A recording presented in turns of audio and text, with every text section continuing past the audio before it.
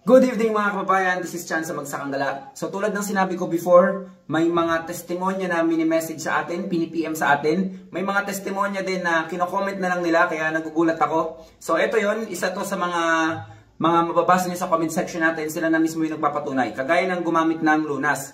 Ang sabi ni kabayan, order po ulit ako. Totoo po yung sinasabi nyo, sarap dumumi, parang ang linis ng bituka mo after. So ang tinutukoy niya rito, napakasarap daw, totoo daw yung sinasabi ko na kapag nag-take ka ng lunas, talagang, parang effortless ka na pag dumumi. Talagang, parang feeling mo talaga, ubos talaga yung dumi sa bituka mo, tapos ang ganda sa pakiramdam, napakagaan. And then ito pa, isa pang comment ng kababayan natin. Yung partner ko rin, inaatake ng acid reflux, tapos uminom siya ng water ko na acid guard. Then sumusuka siya ng kulay green, ang pait nito. Nahirapan siyang umihi during vomiting, tapos masakit ang tagliran niya. Sobra daw kasi yung sobra daw sakit, tas ihi niya patak lang, uminom din siya ng acid guard. Umigi po ang pakiramdam niya. Okay mga kababayan, pagdating naman sa mga UTI or kung anong problema mo sa acid guard talaga ang maganda dyan. So mas maganda kung meron kang tumbler para hindi na gumagalaw yung bato mo kapag nagkukonsume ka. Mas maganda nga kung talagang sasabay mo yung lunas Talagang kagaya na sinasabi ko sa inyo lagi,